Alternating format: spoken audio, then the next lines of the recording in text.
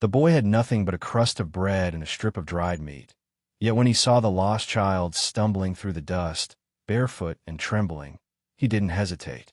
He split his meal in two and offered it with hands small but steady. Hunger gnawed at his own ribs, but kindness spoke louder than the ache in his stomach. Under the dying sun of the Old West, that simple act seemed like nothing at all, just one hungry boy sharing with another. But sometimes, in a land where mercy was rarer than gold, the smallest gestures carried the weight of destiny. The lost child didn't speak. His eyes, dark as river stone, told a story of days wandering alone in the wilderness, unseen and unwanted. When he took the bread and meat, his hand shook, but his gaze locked on the boy with something unspoken, gratitude, perhaps, or maybe recognition. They sat in silence on the porch steps, two children bound not by words, but by need. And in that silence, something larger than both of them was set into motion. The town whispered about it later, saying the boy had been foolish, feeding a stranger when his own cupboard was bare. But the boy's mother, watching from the doorway, knew better. She saw the way the air shifted after the child had eaten, the way the night seemed to hum with a promise too heavy for words. She tucked her son into bed without questions, though she couldn't shake the feeling that their lives had just crossed into a story bigger than their own. At dawn, the sound of hooves thundered across the valley. 50 riders, their silhouettes cut against the rising sun, surrounded the boy's small wooden house. Neighbors watched from behind shutters, trembling, thinking vengeance had come. But the riders didn't draw guns. They dismounted in silence, each man bowing his head toward the boy's door. And when the lost child stepped forward from the shadows, the truth was revealed. He wasn't just a wanderer. He was blood of a people who remembered kindness like Scripture. That morning, the boy's house, once frail and forgotten, stood guarded by 50 warriors whose loyalty had been purchased not with bullets or coin, but with half a meal given in innocence. In the Old West, where survival hardened men into stone, such stories didn't just happen. They became legend. And this was how it began. The riders who gathered at the boy's doorstep were not ordinary men. Their horses were painted with tribal symbols, their saddles adorned with feathers and beads that caught the morning sun. Each rider carried himself with the quiet gravity of someone who had seen too much, yet bowed with the gentleness reserved for sacred moments. The boy, barely tall enough to meet their gaze, clutched his mother's hand as the leader dismounted. He was tall, his face carved by years of wind and war. Yet when he spoke, his voice was low and steady. "You fed our son," he said, his words rough with accent, but clear with weight. The mother froze, her heart pounding as she realized the truth. The child her son had fed was not lost. He had been searched for, prayed for, carried in the hearts of 50 warriors through sleepless nights. He was the son of their chief, gone for days in the wilderness after wandering too far from camp. While others had turned him away, frightened by his silence and strange clothes, it was her boy who had offered him bread. A simple act, but in the eyes of these men, it was more than charity. It was salvation. The leader placed his hand over his chest and bowed deeply toward the boy. "You gave him life. We give you ours." The words hung heavy in the air, and though the mother didn't fully understand their meaning, she felt the shift immediately. This wasn't gratitude spoken lightly. In the Old West, where loyalty was carved into bone and repaid with blood if needed, promises like this were eternal. The boy had unknowingly tied his life to theirs in a bond stronger than steel. Neighbors began to gather at a distance, whispering with unease. Some muttered that no good could come from strangers armed and mounted, swearing loyalty to a boy. Others saw something else, a strange kind of justice, where kindness was finally recognized in a land too often ruled by cruelty. But regardless of what they thought, one truth was clear. The boy's small house was no longer unprotected. It had become the most guarded place in the valley. That night, the riders remained, circling the property in silence as the firelight glowed against their painted faces. The boy peeked from the window, watching them with wide eyes. For the first time, he did not feel small or forgotten. He felt chosen. The following days changed everything. The riders did not leave. At dawn, they trained their horses in the fields. At dusk, They sat around small fires, singing songs in a language the boy did not know, but felt deep in his chest. Their presence unsettled the townsfolk, who avoided the house entirely, whispering that the family had made some pact with the wild. Yet for the boy, each day felt like waking into a story he could hardly believe was real. The chief's son never left his side. He followed the boy into the woods, helped him fetch water, and even shared words in his own tongue, pointing to the sky, to the river, to the earth beneath their feet. Slowly, the boy began to understand.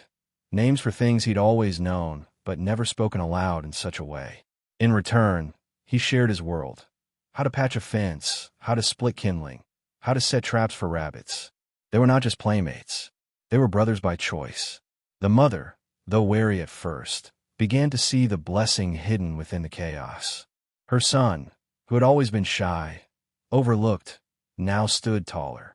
He spoke with more certainty, carried himself with a quiet pride that came from knowing he mattered to people far greater than himself. The riders treated him not as a child, but as one of their own. And in a land where boys were forced to grow into men too soon, this recognition became a shield. But with recognition came danger.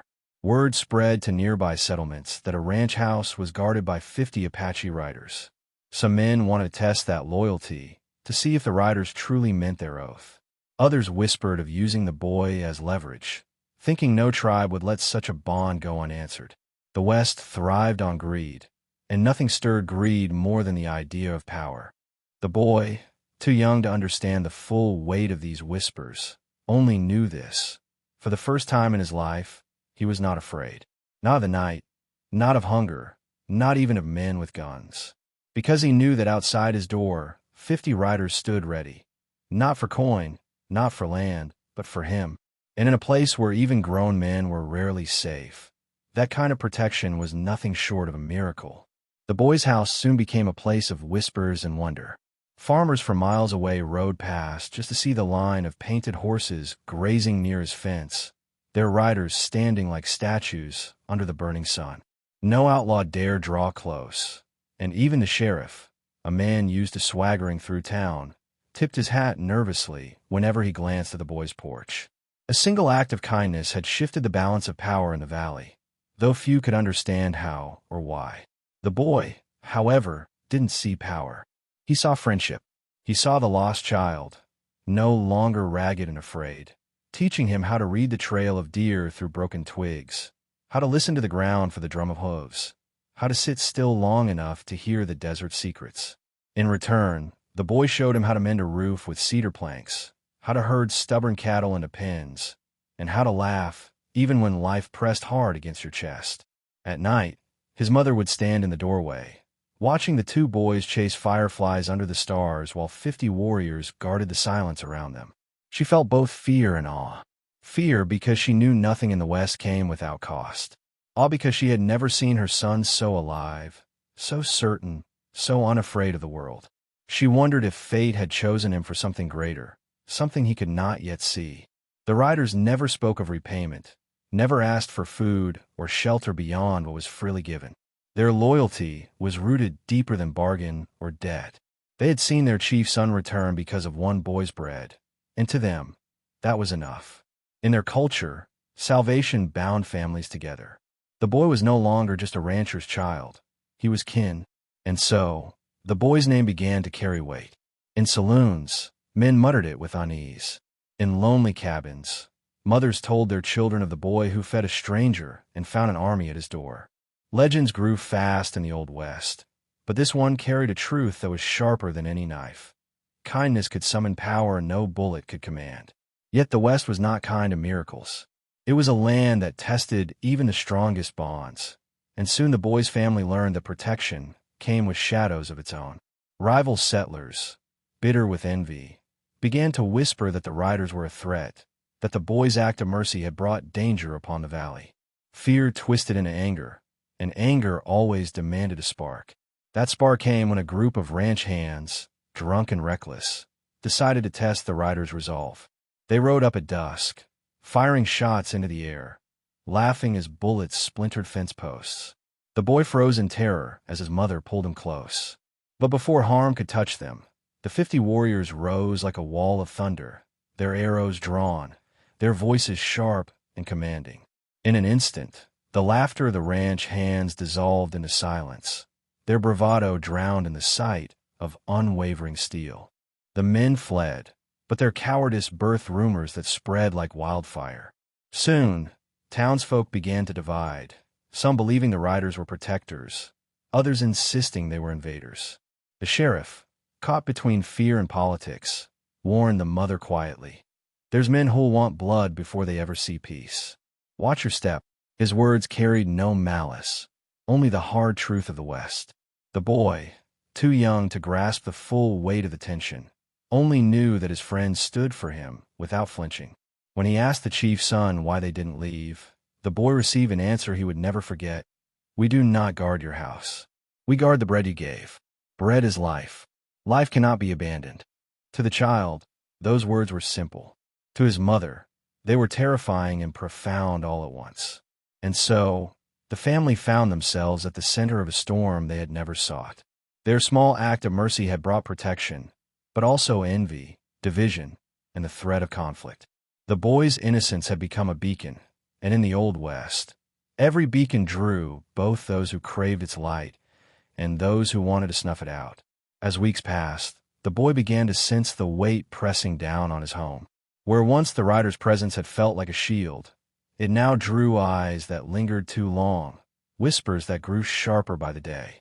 Traders avoided their porch, ranchers tightened their circles, and even old friends crossed the street rather than meet his mother's gaze. The family had not asked for guardianship, yet their lives had been rewritten by it. The boy's mother wrestled with unease.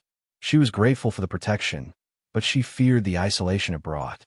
At night, she whispered prayers by candlelight, asking for wisdom to guide her son through a world where mercy carried such a heavy price.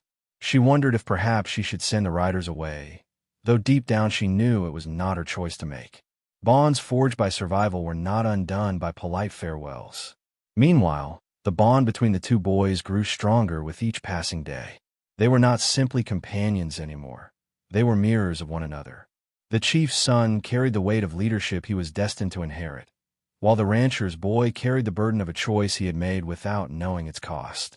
In their laughter, in their shared work, there was still innocence, but beneath it lay the quiet knowledge that childhood was slipping from them both. One evening, the elder of the riders spoke words that lingered long after the fire died down. "The boy's bread feeds more than hunger. It feeds honor." His voice was like stone, and the tribe nodded in silence. To them, this bond was sacred. It was not charity returned. It was destiny fulfilled. The mother, hearing those words, realized her son had stepped into a story she could never control.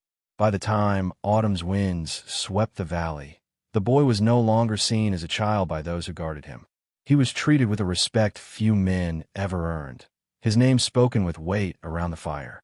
And though he still held the innocence of youth, the land had already begun carving him into something greater, something that would one day be remembered. The first true test came when strangers rode into town, armed men from the north, hired by settlers who wanted the valley cleared for grazing. They carried rifles, their faces hardened by greed, their words laced with threats. Whispers traveled quickly, and by dusk, the boys' home became the line no one dared to cross. The riders formed a circle around the small wooden house, 50 strong, their horses stamping restlessly against the dirt. The air grew thick with tension. Neighbors peered from shuttered windows, torn between fear of the coming violence and awe at the loyalty on display. The boy stood at the doorway, clutching the handkerchief the chief's son had given him, his chest rising with both fear and pride. The standoff stretched through the night. Torches burned in the distance. Voices shouted, but the riders never moved. Their silence was more terrifying than any bullet, for it spoke of men who did not need a posture, who did not need to prove themselves. The boy felt the ground tremble beneath the weight of their presence, and for the first time, he understood that kindness had not just bought protection. It had bound lives together in a way no enemy could easily undo. At dawn, the strangers retreated, muttering curses but unwilling to spill blood against 50 men who had already decided what they were willing to die for. The town sighed with relief, But the boy's mother knew the battle was not truly won. The West did not forgive debts, and the sight of so many riders united under one small roof would not be forgotten. And yet, as the sun rose and the riders sang a low song of victory, the boy felt something stir in his chest. He no longer saw himself as the child who had given away half a meal. He saw himself as someone chosen, someone who had stepped unknowingly into a role far larger than himself. In a world where survival was earned through strength and cunning, he had found his place through something far rarer: compassion. The boy woke to find a silence heavier than any he had ever known. The riders stood at the edges of the property, their eyes fixed on the horizon. Something had shifted in the valley, an unease carried on the wind. His mother noticed it too, the way the men moved like wolves sensing a storm before it broke. She pulled her son close, whispering that the world had grown darker, though she did not tell him why. By midday, the chief himself arrived. His presence was commanding, his gaze piercing, but when he looked at the boy, it softened. He spoke of danger, settlers who had begun to gather, planning to drive the tribe away. The boy didn't fully grasp the weight of the words, but he felt the urgency in them. His small act of kindness had pulled him into a conflict much larger than himself. The riders didn't flinch. Their loyalty was no longer just about the chief's son. It had become about the boy too. In their eyes, he was family, and family was defended no matter the cost. The boy's mother trembled, torn between gratitude and fear, knowing that war could swallow them whole. Yet she also understood something profound. They were no longer alone, no longer vulnerable. That night, the chief's son sat beside the boy under a sky scattered with stars. He handed him a feather, tied with a strip of leather. "This means brother," he said in broken words, his voice steady. The boy clutched it tightly, realizing it wasn't just a token. It was a vow, a bond sealed not by ceremony, but by trust. For the boy, the world had transformed. Yesterday, he had been a child of no importance. Today, he carried the weight of kinship with warriors who stood ready to fight for him. And though fear flickered in his chest, it was matched by something stronger, the unshakable certainty that he was part of something greater than himself. The days that followed blurred with tension. Smoke was seen on the horizon, signals from settlers preparing to stake claim on land that was not theirs. The sheriff visited once, urging the mother to leave, warning her that the situation would soon ignite. But she refused. Her son had chosen his place, and she would not rip him from it. Her heart quaked with fear, yet her spine held firm. The riders prepared quietly. They sharpened blades, fletched arrows, and walked the land with solemn focus. To outsiders, it looked like preparation for battle. But the boy, watching closely, understood it differently. They were not sharpening for war alone. They were preparing for endurance, for protection, for whatever fate demanded. Their silence was not fear. It was resolve. The chief spent long hours in council with the riders, speaking words the boy could not follow. Yet every so often, the elder would glance toward the small house, as though anchoring the entire tribe's decision to its wooden walls. The boy felt it deep in his bones. His act of kindness had become the heart of something larger than land or borders. It was about honor, about memory, about keeping a promise alive. One morning, the boy awoke to find his porch stacked with gifts, blankets, carved figures, woven baskets of corn. Women from the tribe had placed them silently in the night, tokens of gratitude and recognition. His mother wept when she saw them, not because of their value, but because of what they meant. In a land where survival often erased compassion, their family had been marked as sacred. And as the boy stood surrounded by 50 riders, his heart pounding with both fear and pride, he understood the truth. The West was harsh, unforgiving, but it remembered kindness in ways no man could predict. What he had given away so simply, half a meal, had returned to him multiplied beyond measure. It had turned his home into a fortress, his name into a promise, and his life into a story the valley would never forget. The standoff everyone feared finally arrived. At dawn, the settlers advanced with rifles slung across their shoulders, their boots stirring up the dust as they marched toward the boy's home. Their shouts carried across the fields, demanding the riders leave, demanding the boy's family surrender the bond they had formed. To them, A rancher's son had no business holding the loyalty of warriors, and they wanted to prove that strength belonged only to those who seized it. But the riders did not move. 50 men, mounted and silent, formed a circle around the small wooden house. The chief sat at the front, his gaze cold as steel, his presence unshaken. The boy clung to his mother's hand as she whispered prayers, though even she could feel the unbreakable wall of resolve surrounding them. The settlers shouted louder, rifles raised high, but every shout seemed to fall flat against the quiet dignity of the warriors. When the chief finally spoke, his words carried like thunder. "This house is sacred. It fed life when others turned away. Touch it, and you touch us all." The settlers faltered, their bravado crumbling under the weight of those words. For all their weapons, they were not prepared to fight 50 men who stood ready to die for a boy's kindness. Fear flickered in their eyes, and slowly, one by one, they began to step back. The boy watched in awe as the threat dissolved into silence. He had expected blood, violence, chaos. Instead, he saw something stronger, respect born not of bullets, but of honor. His small act had brought together people who would not be moved by greed or intimidation. And in that moment, he realized the true power of compassion. It could disarm men more completely than any weapon ever forged. That night, the riders lit a great fire, their voices rising in a chant that shook the valley. The boy sat beside the chief's son, holding tightly to the feather he had been given. Around him, the flames painted shadows on faces worn by war, yet softened by pride. He no longer felt like a boy caught in someone else's story.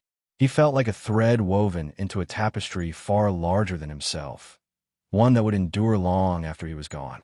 Seasons passed, and the story of the boy spread far beyond the valley. Travelers carried it across towns, whispering of the child who shared his bread and found 50 warriors at his door.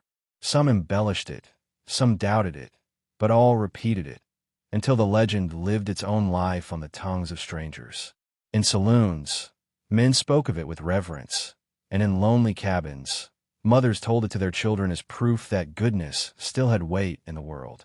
The boy grew older, his shoulders broader, his eyes sharper, but he never forgot the day his small act of mercy reshaped his life. The riders remained, not always circling his home as they once had, but always present, always near, their bond unbroken by distance or time. He was no longer just a boy to them. He was brother, kin, proof that even in a land scarred by greed and violence, compassion could forge something eternal. His mother, once fearful of the burden this bond carried, came to see it as a blessing. She watched her son rise with courage, speak with the wisdom of men twice his age, and carry himself with the quiet authority of someone who understood the power of choice. What she had once feared would crush him had instead shaped him into someone unshakable. Years later, when the boy had become a man, people still rode past his house in silence, tipping their hats out of respect. They knew the story, or pieces of it, and they knew better than to mock or dismiss it. For in the Old West, where most men were remembered only by the dust they left behind, his name endured. It endured not because of guns fired or land conquered, but because of bread broken and lives saved. And so, the legend of the boy who fed a stranger became a reminder whispered through generations, that in a land ruled by survival, the simplest act of kindness could echo louder than any bullet, gathering protectors, forging families, and writing stories the desert winds would never carry away. In the end, what began with half a meal became a legacy larger than the boy could have ever imagined. He had not set out to change the course of lives, nor to draw warriors to his door. He had simply chosen kindness over hunger, compassion over fear. Yet in a land where mercy was rarer than gold, that choice transformed everything. His story became proof that even the smallest act, offered with sincerity, could ripple outward until it touched countless lives. The boy's house, once forgotten and fragile, became a symbol remembered across valleys and towns. Not because of wealth, not because of violence, but because of honor born from simplicity. The riders did not protect him out of duty. They protected the bond that bread had created. And in their loyalty, the boy learned the most powerful truth of the Old West. Real strength is not measured by bullets or land, but by the trust that binds hearts together. His mother, once trembling at the sight of armed men outside her door, grew to understand that her son's choice had given them more than protection. It had given them purpose. She saw in him a spirit larger than the plains, one forged not by fear, but by courage disguised as kindness. And as years passed, she carried pride in knowing that her child's story would be told long after both of them were gone. The legend of the boy and the 50 riders lived on, not because it was extraordinary, but because it was human. It reminded every man, woman, and child that compassion carries power no bullet can silence. That sometimes the difference between despair and salvation rests in a single moment of generosity, and that in the harshest lands, mercy shines brighter than firelight in the dark. If this story moved you, let it stay alive not just in memory, but in community. Subscribe to the channel, like the video, and share your thoughts in the comments. Because stories like these are more than echoes of the past. They are reminders for us today. And every voice that joins and keeps the fire burning a little longer, ensuring no act of kindness is ever forgotten.